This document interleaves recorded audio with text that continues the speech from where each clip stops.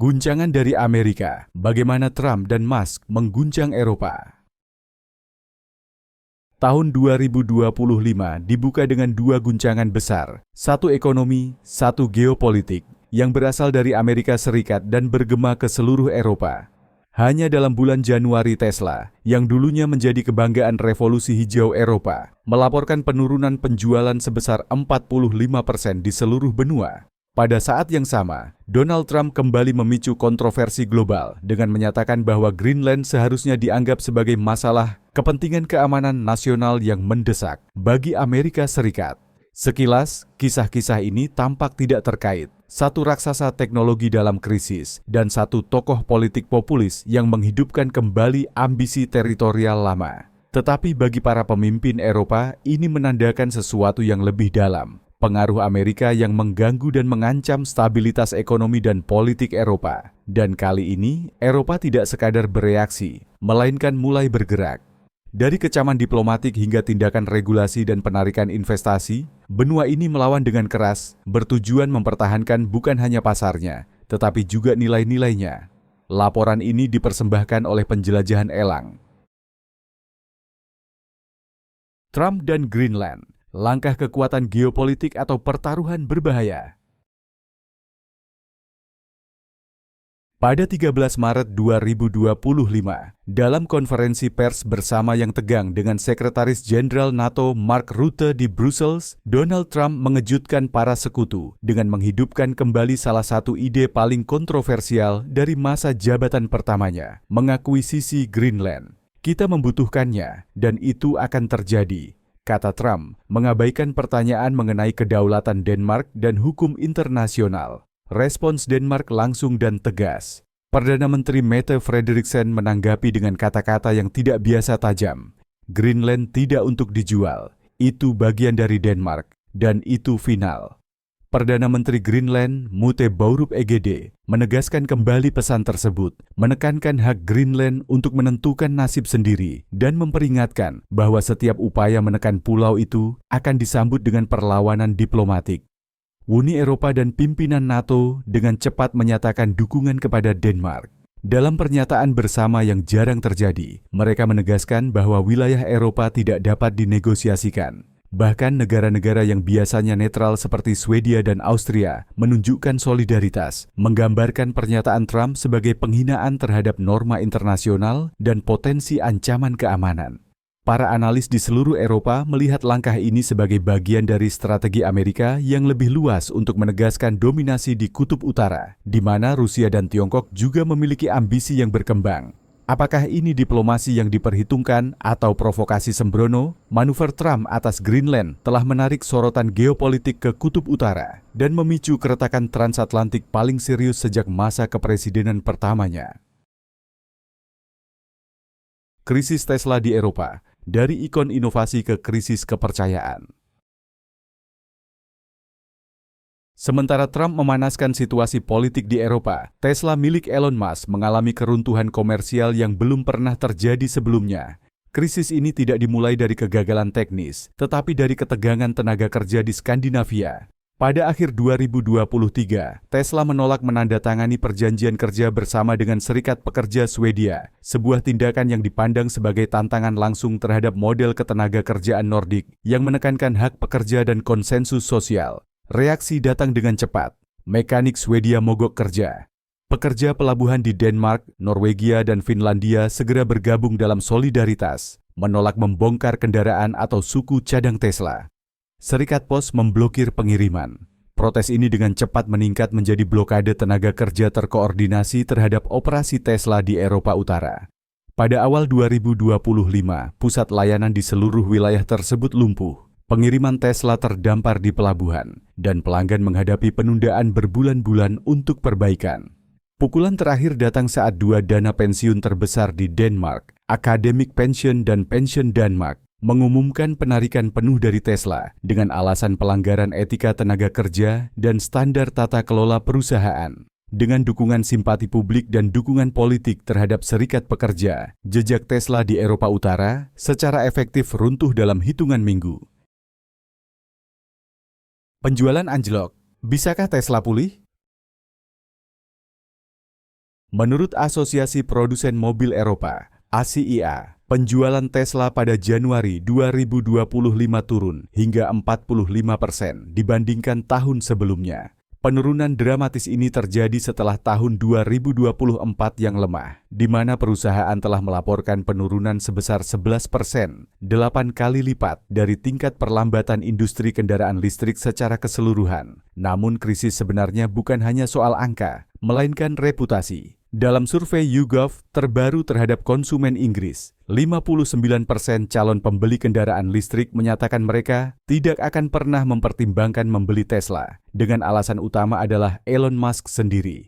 Di Jerman dan Prancis, dua pasar terbesar Tesla, kerusakan bahkan lebih parah. Dahulu pemimpin dalam mobilitas listrik, Tesla kini mulai kalah dari produsen lama seperti Volkswagen dan Renault, yang keduanya meningkatkan lini kendaraan listrik mereka. Memperparah masalah adalah munculnya merek EV Tiongkok seperti BYD dan NIO yang dengan cepat merebut pangsa pasar dengan menawarkan alternatif berkualitas dengan harga bersaing. Di tengah persaingan yang semakin padat ini, merek Tesla menjadi lebih banyak beban daripada daya tarik. Elon Musk, dari ikon teknologi menjadi beban merek. Elon Musk dulunya melambangkan inovasi, gangguan, dan masa depan teknologi hijau. Di Eropa, ia dipuja bukan hanya sebagai CEO tetapi juga sebagai tokoh budaya, seseorang yang membuat kemajuan iklim terasa keren. Namun reputasi itu telah runtuh secara dramatis. Perilaku publik Musk yang semakin tidak menentu dan dukungan politik yang kontroversial telah mengasingkan banyak konsumen Eropa. Ia memuji partai sayap kanan Jerman AfD, yang dikenal karena sikap anti-imigrasi dan skeptis terhadap iklim. Ia mengkritik pemerintah Inggris karena kurang visi, sambil secara terbuka mengagumi Perdana Menteri Nasionalis Italia, Giorgia Meloni. Penolakannya terhadap kebijakan iklim Uni Eropa sebagai tindakan birokratis berlebihan dan penghalang inovasi semakin memperkuat pandangan bahwa Musk tak lagi selaras dengan nilai-nilai Eropa. Seorang mantan komisaris energi Uni Eropa merangkumnya dengan tajam. Dulu Musk adalah pahlawan transisi energi. Kini ia dipandang sebagai aktor politik yang semakin bermusuhan dengan norma-norma Eropa. Konsumen Jerman berpaling, 94%, katakan tidak pada Tesla. Jerman, yang dulunya merupakan pasar paling menjanjikan Tesla di Eropa, kini secara tegas menolak merek tersebut. Dalam 2 bulan pertama tahun 2025, penjualan Tesla di Jerman anjlok sebesar 76%. Bahkan ketika pasar kendaraan listrik secara keseluruhan tumbuh lebih dari 30%, didorong oleh lonjakan permintaan terhadap mobil listrik produksi dalam negeri. Sebuah jajak pendapat yang dilakukan oleh Der Spiegel mengungkap bahwa 94% responden Jerman tidak tertarik membeli Tesla. Perusahaan ini tidak hanya dianggap asing dan tidak relevan, tetapi kini secara aktif dipandang antagonistik terhadap budaya sosial dan industri Jerman. Di kalangan konsumen muda yang dulunya menjadi demografi inti Tesla, preferensi kini bergeser ke merek dengan komitmen ESG yang kuat dan rantai produksi lokal. Di Berlin dan Munich, 2 kota yang dulunya mencatat rekor penjualan Model 3, ruang pamer Tesla kini tampak sunyi sementara VW ID.4 dan BMW iX laris manis. Bagi merek yang dulunya melambangkan masa depan, ini adalah kejatuhan yang dramatis. Krisis kepercayaan, biaya nyata dari ketidakselarasan budaya. Keruntuhan Tesla di Eropa bukan sekadar soal sengketa perburuhan atau kesalahan selebritas. Ini mencerminkan ketidakselarasan budaya yang mendalam. Di Eropa, perusahaan diharapkan untuk bertanggung jawab secara sosial, menghormati hak pekerja, tujuan lingkungan, dan norma kelembagaan. Tesla, di bawah kepemimpinan Musk yang semakin otokratis, tampaknya menolak harapan-harapan tersebut. Hasilnya adalah krisis kepercayaan secara menyeluruh. Konsumen meninggalkan perusahaan. Regulator mengawasi operasinya. Investor institusional besar, terutama di kawasan Nordik, menarik dana miliaran dolar karena pelanggaran ESG. Reputasi perusahaan sebagai inovator etis telah tergantikan oleh narasi arogansi dan pengabaian. Di benua tempat kepercayaan adalah mata uang, merek Tesla telah menjadi racun. Dan kecuali perusahaan melakukan perubahan radikal, bukan hanya pada produk, tetapi juga dalam kepemimpinan, nilai, dan strategi, kerusakan ini mungkin tidak bisa diperbaiki. Benturan dengan budaya buruh Eropa.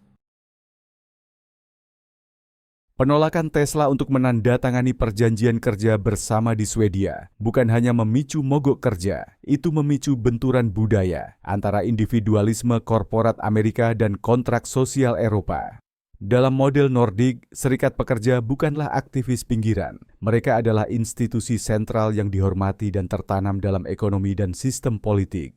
Perlindungan pekerja, negosiasi yang transparan, dan perjanjian kolektif dianggap sebagai fondasi tak tergantikan dari masyarakat yang adil. Sikap keras Tesla yang anti-serikat, menolak bahkan untuk duduk bersama, diartikan sebagai penghinaan, bukan hanya terhadap serikat, tetapi juga terhadap nilai-nilai sosial yang mereka wakili. Responsnya langsung dan terkoordinasi. Mogok simpatik di pelabuhan, pusat logistik, dan pusat layanan melumpuhkan rantai pasokan Tesla. Blokade ini bukan sekadar protes, itu adalah pertahanan budaya. Para pemimpin Eropa dan organisasi buruh melihat tindakan Tesla sebagai simbol dari ancaman yang lebih luas, pengikisan hak pekerja oleh raksasa teknologi yang tidak akuntabel. Berbeda dengan model Amerika di mana efisiensi korporat sering mengalahkan representasi pekerja, harapan Eropa adalah keseimbangan. Kegagalan Tesla untuk memahami hal ini telah mengubah sengketa bisnis menjadi konfrontasi moral, dan perusahaan kini kalah dalam pertempuran ekonomi maupun argumen budaya. Dari ikon masa depan menjadi orang buangan budaya. Selama sebagian besar tahun 2010 dan awal 2020, Tesla bukan hanya perusahaan mobil, itu adalah simbol. Ia mewakili inovasi, aksi iklim, dan janji masa depan listrik yang ramping. Elon Musk sendiri dipuja sebagai figur mesianik yang mengguncang industri dan menginspirasi generasi baru pemimpin teknologi. Namun aura itu kini memudar. Hari ini, bagi banyak orang Eropa, Tesla mewakili sesuatu yang lebih gelap. Merek yang terlepas dari akuntabilitas, CEO yang lebih tertarik memicu kontroversi daripada menyelesaikan masalah. Aliran tak berujung dari cuitan provokatif Musk, dukungan politik, dan pernyataan spontan telah melelahkan konsumen dan membuat investor resah. Dalam lingkungan media yang sudah jenuh dengan kemarahan dan perpecahan, tingkah Musk tak lagi terasa memberontak, melainkan tidak bertanggung jawab. Di Eropa, di mana kepemimpinan sering diukur dengan pengendalian diri, dialog, dan tanggung jawab sosial, pendekatan Musk terasa sangat asing. Perusahaan yang dulunya melambangkan masa depan, kini melambangkan gesekan antara egoisme Silicon Valley dan nilai-nilai Eropa tentang kerendahan hati, komunitas, dan stabilitas. Tesla bukan hanya tidak selaras dengan pasar lokal, ia menjadi orang buangan budaya. Keretakan transatlantik yang semakin dalam. Saat reputasi Elon Musk memburuk di Eropa, Donald Trump kembali menguji kekuatan aliansi transatlantik. Pada awal 2025, ia mengeluarkan ultimatum kepada NATO. Jika negara-negara Eropa tidak memenuhi kewajiban belanja mereka sepenuhnya, maka mereka bisa menghadapi kemungkinan penarikan AES. Ini bukan kali pertama Trump mengancam aliansi, tetapi kali ini taruhannya lebih tinggi. Dengan agresi Rusia yang masih mengancam Eropa Timur dan ketegangan Arktik yang meningkat, sikap Trump dipandang sangat berbahaya. Dalam langkah yang membuat lebih banyak alis terangkat, Trump menunjuk Elon Musk sebagai penasihat khusus untuk mengawasi langkah efisiensi tenaga kerja federal yang menurut orang dalam mencakup pemutusan massal di Departemen Urusan Veteran, Transportasi, dan bahkan Jaminan Sosial. Bagi orang Eropa yang sudah curiga terhadap nilai-nilai dan gaya kepemimpinan Musk, penunjukan ini mengonfirmasi ketakutan bahwa kebijakan domestik AS semakin menjauh dari ideal sosial demokrat mereka. Sementara itu, Trump menandatangani proklamasi untuk memperingati Bulan Sejarah Perempuan, hanya beberapa minggu setelah sorotan baru terhadap riwayat tuduhan pelecehan seksual terhadapnya. Diskoneksi ini tidak luput dari perhatian komentator Eropa. Seorang pria yang berulang kali dituduh melakukan tindakan predator menggunakan simbolisme feminis dianggap sebagai sandiwara politik sinis yang semakin memperlebar jurang moral antara Washington dan Brussels. Hasilnya adalah meningkatnya persepsi bahwa Andilas di bawah Trump dan dengan tokoh seperti Musk di posisi kunci, bukan hanya mitra yang tidak dapat diprediksi, tetapi sumber potensi ketidakstabilan global. Trump versus Hollywood, perang budaya yang tak kunjung usai. Perseteruan lama Donald Trump dengan Hollywood lebih dari sekadar benturan kepribadian. Ini adalah perang budaya. Sejak awal masa kepresidenannya, Trump menargetkan aktor, sutradara, dan musisi yang mengkritiknya, menjadikan ajang penghargaan sebagai medan tempur identitas dan ideologi. Salah satu momen paling menentukan terjadi pada 2017 saat Meryl Streep menggunakan pidato penerimaan Golden Globes-nya untuk mengutuk tindakan Trump yang mengejek seorang jurnalis penyandang disabilitas. Kata-katanya, ketidakhormatan memicu ketidakhormatan, kekerasan mengundang kekerasan, menyentuh saraf. Trump membalas, menyebutnya salah satu aktris paling overrated di Hollywood yang semakin memperkeruh ketegangan. Alih-alih meredam oposisi, serangan Trump justru memicu gelombang aktivisme selebritas. Tokoh-tokoh Hollywood, banyak di antaranya memiliki pengaruh besar di media sosial, mulai membingkai karya dan penampilan mereka sebagai bentuk perlawanan. Perang budaya pun semakin dalam, dengan dunia hiburan menjadi arena konfrontasi moral, di mana Trump bukannya menjauh, justru tampak berkembang. Bagi banyak orang Eropa, dinamika ini terasa asing dan sangat mengkhawatirkan. Politisasi seni, personalisasi kekuasaan, dan mempermalukan perbedaan pendapat secara publik mengingatkan pada gerakan populis yang mereka saksikan muncul di dalam negeri. Apa yang dimulai sebagai perseteruan antara seorang presiden dan aktris kini telah berkembang menjadi mikrokosmos dari kemunduran demokrasi, di mana ketidaksetujuan bukan lagi bagian dari debat, melainkan pemicu cemoohan. Melania Trump, diam strategis atau ibu negara yang tersisih? Melania Trump selalu menjadi teka-teki. Selama masa kepresidenan suaminya, ia memainkan peran yang tampak sangat tenang, menunda pindah ke Gedung Putih, jarang diwawancarai, dan sering absen dalam acara politik.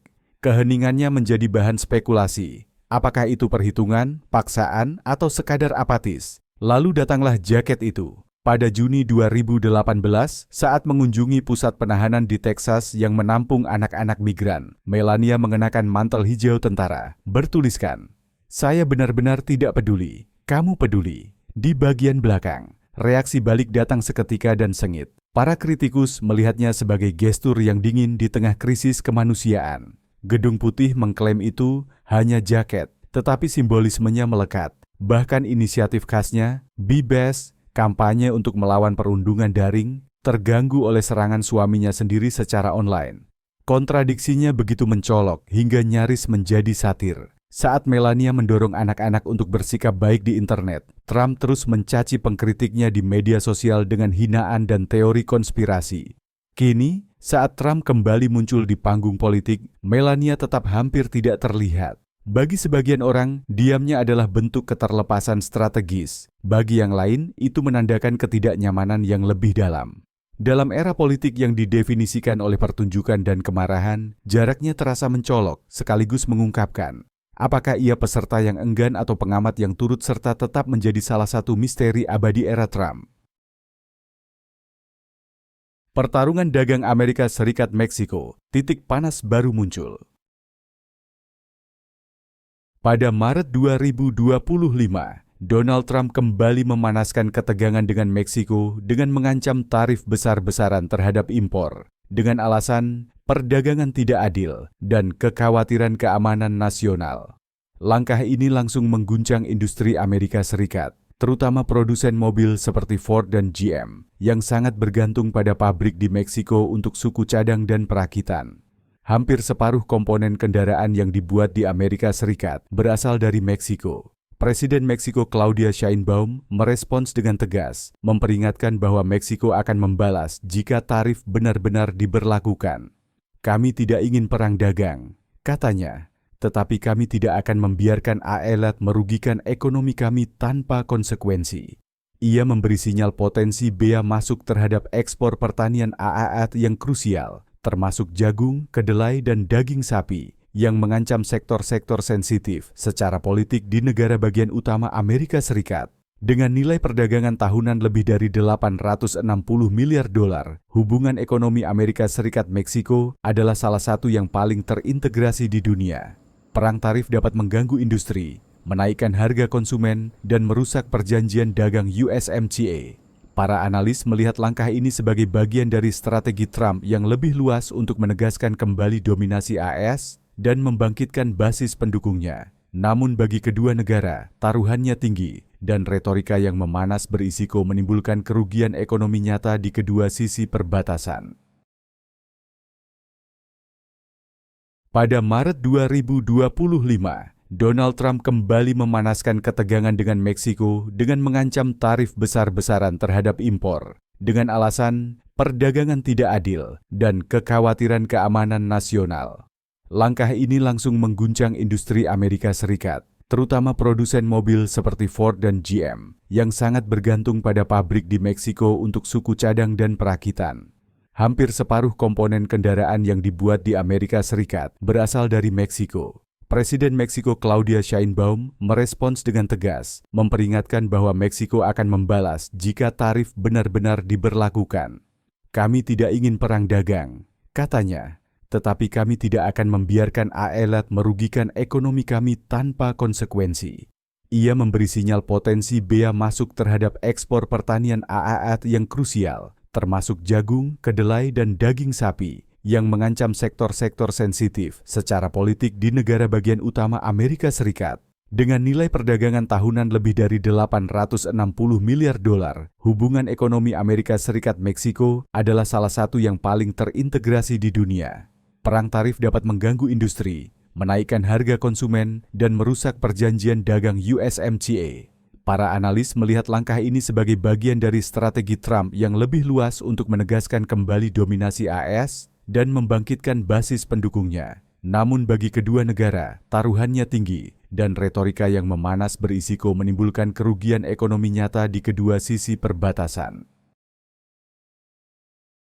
Apakah Donald Trump sedang menjalankan rencana politik yang brilian atau menanam benih ketidakstabilan global? Apakah Elon Musk sedang mendefinisikan ulang kepemimpinan korporat atau menyeret Tesla ke dalam krisis yang tak bisa dibalikkan? Perlawanan Eropa itu nyata, keruntuhan Tesla semakin cepat, dan keretakan antara Amerika Serikat dan sekutu lamanya makin dalam. Pertanyaan sebenarnya bukan hanya bagaimana nasib Tesla atau Trump, melainkan apakah AS bisa menghindari perpecahan transatlantik yang total. Tetap ikuti, kejutan terbesar mungkin masih akan datang. Ikuti saya untuk pembaruan selanjutnya.